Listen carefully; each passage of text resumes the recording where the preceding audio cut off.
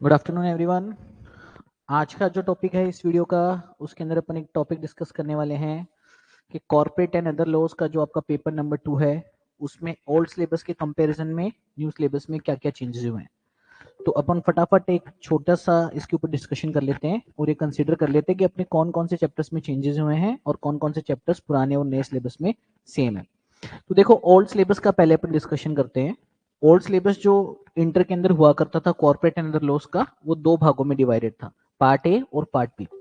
Part A जो आपका हुआ करता था वो कंपनीज एक्ट हुआ करता था 60 मार्क्स का, और उसके अंदर कंपनीज के पहले जो 10 चैप्टर्स है, कंपनीज एक्ट के चैप्टर नंबर 1 से लेकर कंपनीज एक्ट के चैप्टर नंबर 10 तक आपके सिलेबस का हिस्सा हुआ करते थे। अभी जो नया सिलेबस है उसके अंदर भी कंपनीज एक्ट है, उसके अंदर भी कंपनीज एक्ट के 10 सिलेबस चैप्टर्स हैं, लेकिन कंपनीज एक्ट का जो सिलेबस अब आपके है उसमें एक नया चैप्टर ऐड ऑन कर दिया गया है जिसका नाम है फॉरेन कंपनीज। इसके साथ साथ आपका जो पार्ट ए है नए सिलेबस के मुताबिक, उसमें एक चैप्टर और शामिल किया गया है जिसका नाम है लिमिटेड लायबिलिटी पार्टनरशिप। हाँ, जो सीए फाउंडेशन में आप लिमिटेड लायबिलिटी पार्टनरशिप पढ़ते हो, ये वही चैप्टर है। ये आपकी सीए इंटर के सिलेबस में भी अब कवर कर दिया गया है। इसके अलावा एक चेंज हो रहा है, पार्ट ए पहले 60 मार्क्स का हुआ करता था कंपनीज लो, अब कंपनीज लो प्लस एलएलपी मिलाकर पार्ट ए 70 मार्क्स का है। ठीक है, तो ये दो चेंजेस हैं। एक तो कंपनीज एक्ट का चैप्टर नंबर 11 एक एक्स्ट्रा चैप्टर कंपनीज एक्ट में ऐड कर दिया गया है। उसके बाद आपके एक चैप्टर और ऐड कर दिया गया है पार्ट ए के अंदर जिसका नाम है लिमिटेड लायबिलिटी पार्टनरशिप एक्ट। ठीक है, पार्ट बी की डिस्कशन करते हैं अब। तो पार्ट बी के अंदर देखो, पहले 4 एक्ट हुआ करते थे, अपन 4 तरीके के चैप्टर्स पढ़ा करते थे जो कि आपके अदर लॉस के नाम से था, और इसकी वेटेज कितनी थी 40 मार्क्स की। कौन कौन से चैप्टर हुआ करते थे भाई? पहला कॉन्ट्रैक्ट एक्ट अपन पढ़ते थे, फिर नेगोशिएबल इंस्ट्रूमेंट एक्ट पढ़ा करते थे, फिर जनरल क्लोजेस एक्ट पढ़ा करते थे, और लास्ट अपना जो टॉपिक हुआ करता था वो था interpretation of statutes, deeds and documents. तो पहले पार्ट ए के अंदर 10 चैप्टर हुआ करते थे और पार्ट बी के अंदर आपके 4 चैप्टर हुआ करते थे।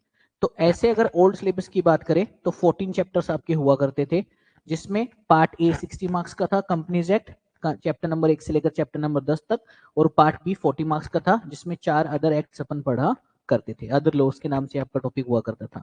तो पुराना सिलेबस 100 मार्क्स का ऐसे कवर होता था। अब नए सिलेबस पर अपन आते हैं। जैसा मैंने बताया, पार्ट ए अब 70 मार्क्स का है और उसमें कंपनीज एक्ट के साथ साथ एक एलएलपी एक्ट का चैप्टर भी ऐड कर दिया गया है, प्लस कंपनीज एक्ट के जो चैप्टर नंबर 1 to 10 है वो आपके ओल्ड सिलेबस के मुताबिक नए सिलेबस में भी सेम है। सेम टॉपिक्स हैं, सेम चैप्टर्स हैं, चैप्टर नंबर 1 to 10 सेम रहेंगे आपके नए सिलेबस में भी। चैप्टर नंबर 11 करके कंपनीज एक्ट में एक नया चैप्टर ऐड किया गया है जिसका नाम है फॉरेन कंपनीज। फॉरेन कंपनीज तो अपन ने डेफिनेशन पहले भी पढ़ी है, तो ये फॉरेन कंपनीज किस चीज के बारे में है? फॉरेन कंपनीज को रजिस्ट्रेशन की रिक्वायरमेंट कैसे पड़ती है, वो बुक ऑफ अकाउंट्स कैसे मेंटेन कर सकते हैं, फॉरेन कंपनीज को कौन कौन सी चीजों का डॉक्यूमेंटेशन वगैरह मेंटेन करना पड़ता है, फॉरेन कंपनी कैसे रजिस्ट्रेशन करवा सकती है इंडिया में, इन सब चीजों को लेकर ये चैप्टर है। अगर अपन कंपनीज एक्ट की बात करें तो कंपनीज एक्ट का ये चैप्टर नंबर 22 है, लेकिन अपने सिलेबस का ये कौन सा चैप्टर है? अपने सिलेबस का ये चैप्टर नंबर 11 है।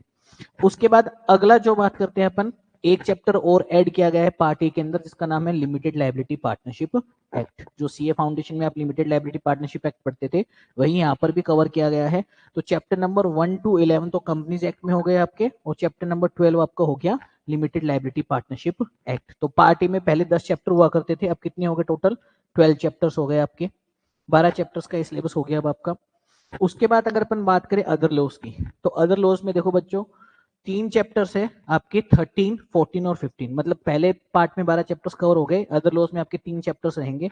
पहला जो एक्ट है वो होगा foreign exchange management act. CA final के सिलेबस में पहले ही चैप्टर हुआ करता था, सीए फाइनल के सिलेबस से शिफ्ट करके इसको कहां पर शिफ्ट कर दिया गया है?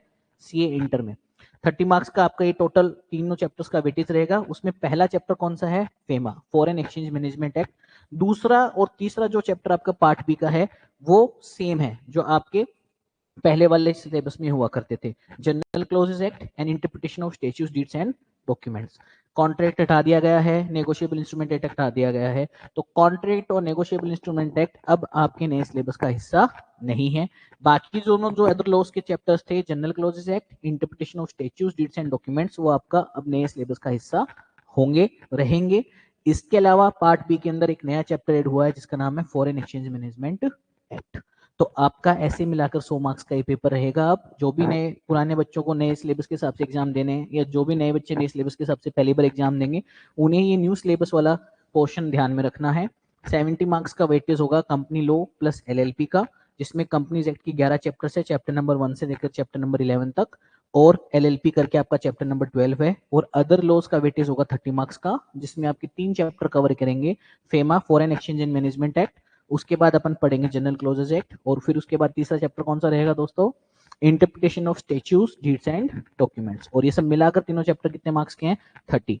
तो ऐसे करके आपके 100 मार्क्स का ये पूरा पेपर रहेगा। ठीक है, तो थोड़ा सा ध्यान रखना नए सिलेबस में क्या चेंजेस हुआ है पुराने सिलेबस के कंपेयर में, और उसके हिसाब से अब आगे प्रिपरेशन करनी है। ठीक है दोस्तों, इसके बाद और वीडियो के लिए मिलते हैं, अभी के लिए बाय।